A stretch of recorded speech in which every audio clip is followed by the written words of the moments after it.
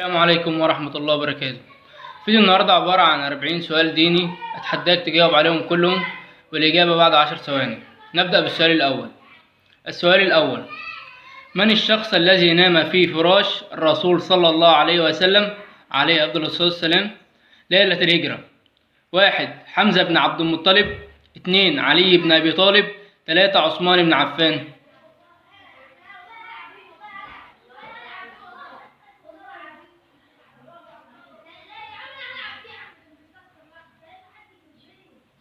والإجابة هي علي بن أبي طالب. السؤال الثاني: من هو أكثر نبي ذكر اسمه في القرآن؟ 1. يوسف عليه السلام. 2. موسى عليه السلام. 3. يونس عليه السلام.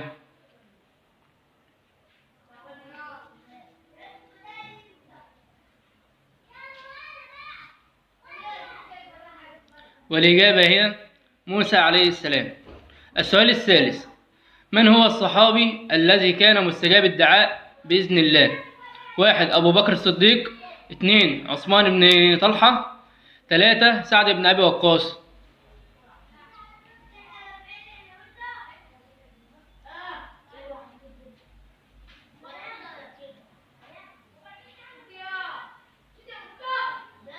والإجابة هي سعد بن أبي وقاص. السؤال الرابع: كم مرة ذكر لفظ جلال الله في القرآن الكريم؟ 1. 2690 مرة. 2. 2699 مرة. 3. 2695 مرة.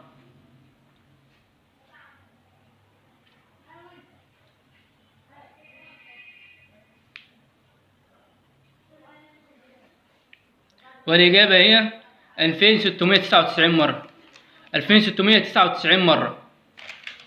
السؤال الخامس: ما هي السورة التي ختمت باسم وقت من أوقات الصلاة؟ 1. سورة القدر.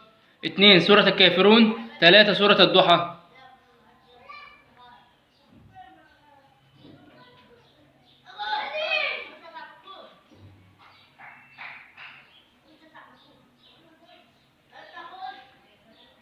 والإجابة هي سورة القدر. السؤال السادس: من هو النبي الذي ظهرت عند قدميه مياه زمزم؟ 1. إسماعيل عليه السلام. 2. إبراهيم عليه السلام. 3. إسحاق عليه السلام.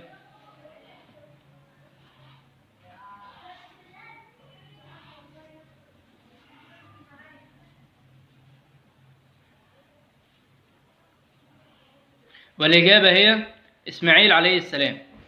السؤال السابع: من هو الصحابي الذي ركب بسيف الله مسلوم؟ 1. معاذ بن جبل. 2. عمر بن الخطاب. 3. خالد بن الوليد.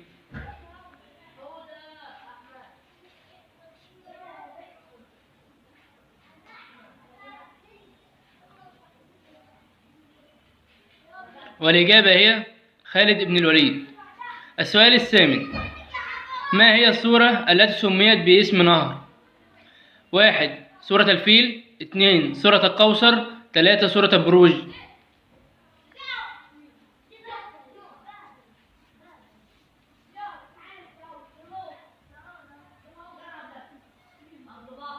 والإجابة هي سورة الكوثر.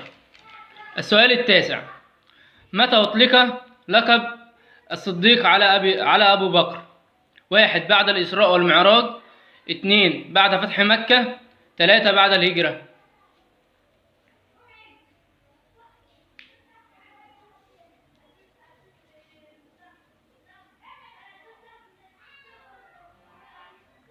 والإجابة هي بعد الإسراء والمعراج. السؤال العاشر: كم مرة رأى فيها الرسول جبريل بصورته الحقيقية؟ 1. مرة واحدة. 2. مرتان. 3. 3 مرات.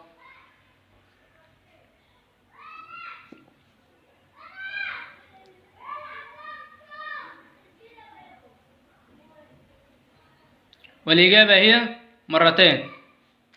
السؤال الحادي عشر: ما اسم السورة التي بدأت بالتسبيح وانتهت به؟ 1. سورة الجمعة. 2. سورة الحشر. 3. سورة الملك.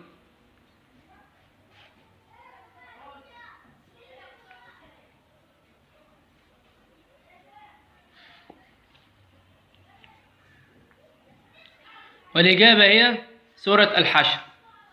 السؤال الثاني عشر: من هو الصحابي الذي شهد له النبي بالجنة ولم يسجد لله سجدة؟ 1 عمرو بن ثابت، 2 حذيفة بن اليمان، 3 مسعود بن الأسود.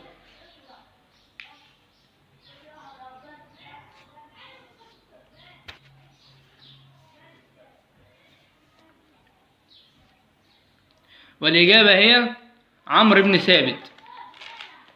السؤال الثالث عشر: من هم القوم الذين مسخهم الله إلى القردة؟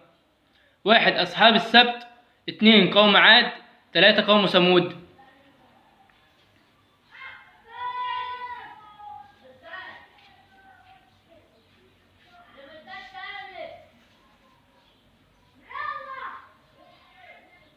والإجابة هي أصحاب السبت.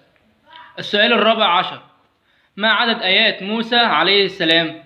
1 5 آيات، 2 7 آيات، 3 9 آيات.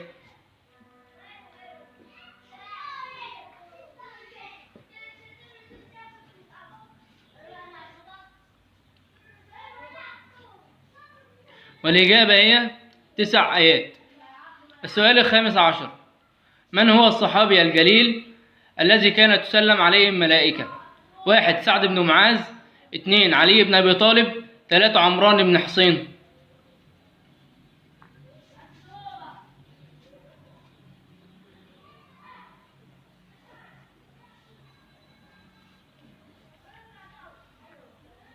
والإجابة هي عمران بن حصين.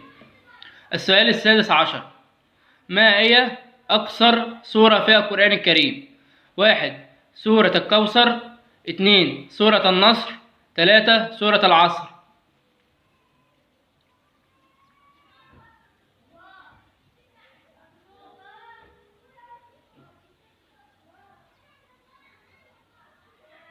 والإجابة هي سورة الكوثر. السؤال السابع عشر: ذكرت كلمة النفس المطمئنة في سورة 1 القيامة، 2 الفجر، 3 يوسف.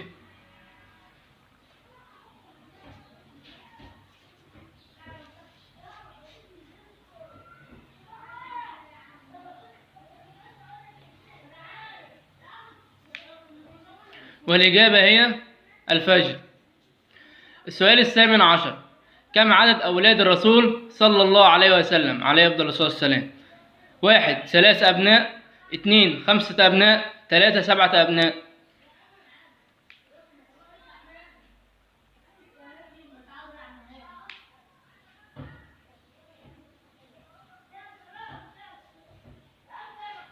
والإجابة هي 7 أبناء.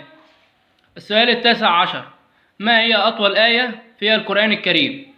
1 آية الكرسي، 2 آية المداينة، 3 آية البعث.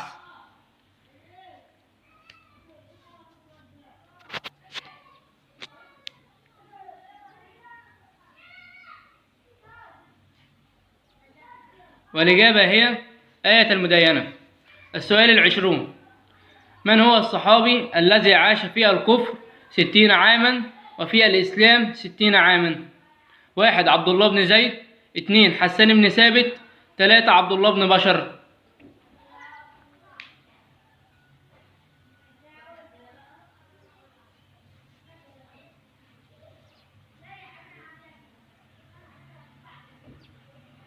والإجابة هي حسان بن ثابت. السؤال الحادي والعشرون: من هو آخر صحابي توفى من الصحابة؟ 1 حاطب بن عمرو، 2 أنس بن مالك، 3 معاذ بن جبل.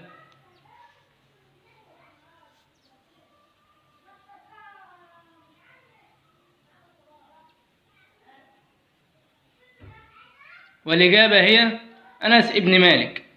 السؤال الثاني والعشرون: بماذا لقب حسان بن ثابت الأنصاري رضي الله عنه؟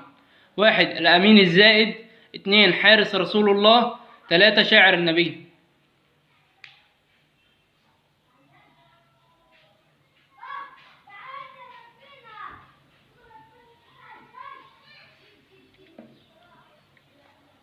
والإجابة هي شاعر النبي.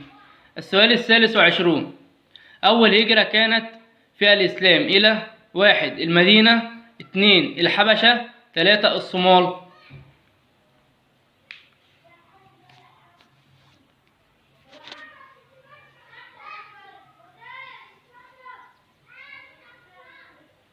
والإجابة هي الحبشة.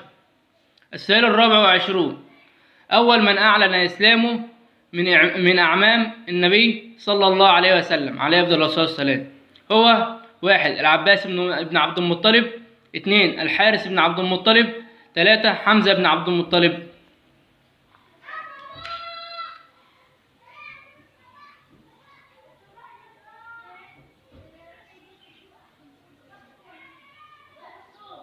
والإجابة هي حمزة بن عبد المطلب.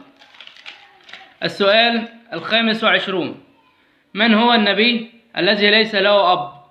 1 عيسى عليه السلام، 2 نوح عليه السلام، 3 إدريس عليه السلام.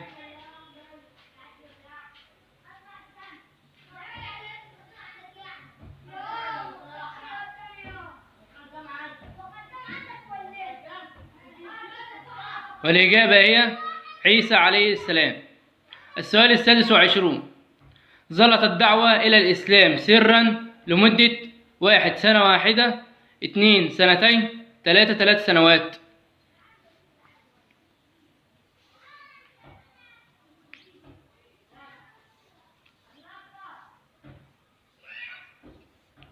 والإجابة هي 3 سنوات. السؤال 27: ما هي السورة التي تسمى سورة التوديع؟ 1 سورة النصر، 2 سورة الزلزلة، 3 سورة الفيل.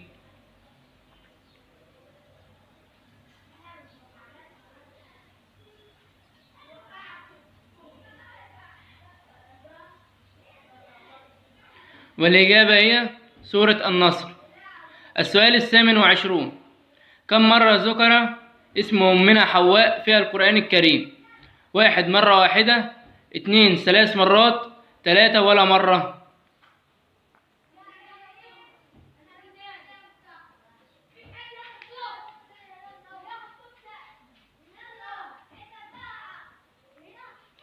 والإجابة هي ولا مرة.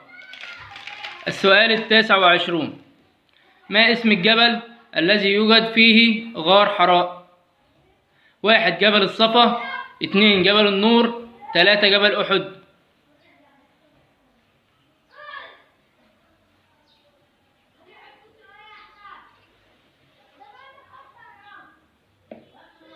والإجابة هي جبل النور.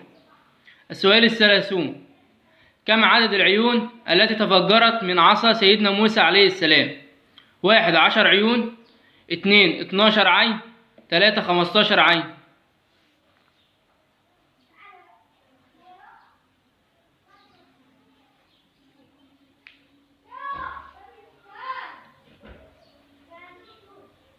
والإجابة هي 12 عين. السؤال 31: كم سنة عاشها سيدنا نوح؟ 1 300 سنة، 2 600 سنة، 3 950 سنة.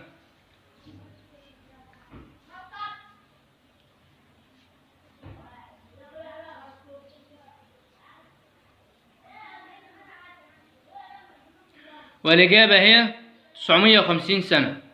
السؤال 32: بما هلك الله فرعون وقومه؟ 1 بالغرق، 2 بالصيحة، 3 بالرياح.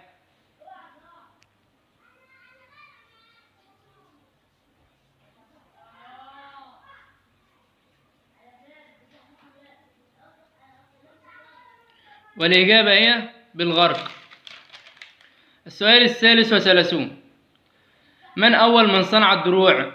1 داود عليه السلام، 2 سليمان عليه السلام، 3 يونس عليه السلام.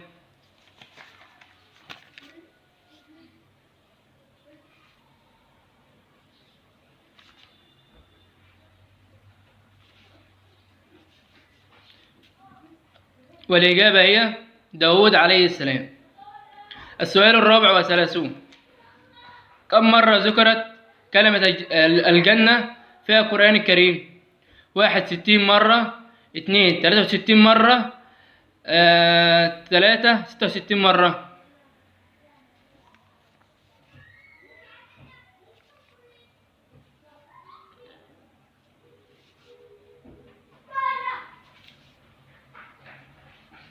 والإجابة هي 66 مرة. السؤال 35: من أول من طاف بالبيت العتيق؟ 1 آدم عليه السلام، 2 الملائكة، 3 إبراهيم عليه السلام.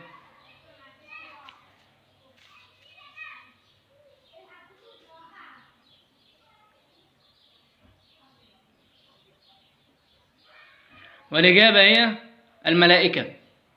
السؤال 36: ما هو اللقب الذي يطلق على حمزة بن عبد المطلب؟ 1 الفاروق، 2 أسد الله، 3 سيف الله المسلول.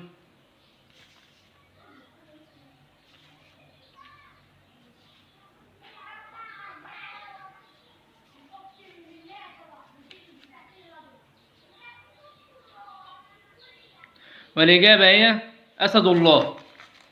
السؤال 37: جبل يقع في مكة اختبأ فيه الرسول وأبو بكر. 1 جبل النور، 2 جبل الطور، 3 جبل سور.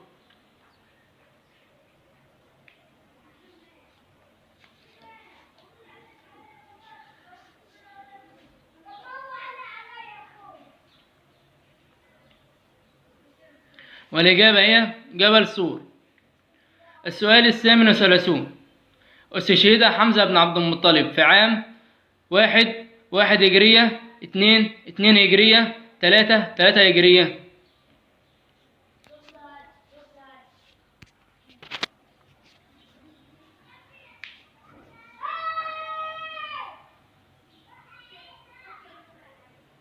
والإجابة هي 3 هجرية. السؤال 39: ذكرت كلمة الدنيا في القرآن كم مرة؟ 1 112 مرة، 2 115 مرة، 3 120 مرة.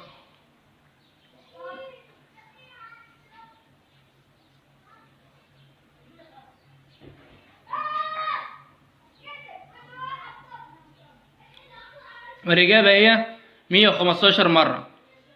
السؤال 40: من النبي الذي أرسل إلى قوم عاد؟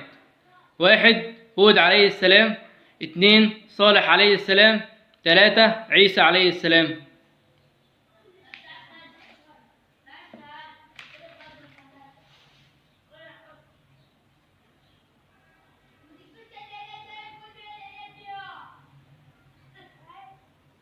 والإجابة هي هود عليه السلام. في كمان 3 أسئلة بس بدون اختيارات، جاوب عليهم في التعليقات. السؤال الأول: ما هي السورة التي بدأت بلفظ سورة؟ السؤال الثاني: ما هي السورة التي تقع بين سورتي يوسف وإبراهيم؟ السؤال الثالث: كم عدد أخوة النبي يوسف عليه السلام؟ جاوب عليهم في التعليقات. أتمنى يكون الفيديو عجبكم، وكل واحد يبعت لي في التعليقات جاوبكم سؤال من 40، وجزاكم الله خير.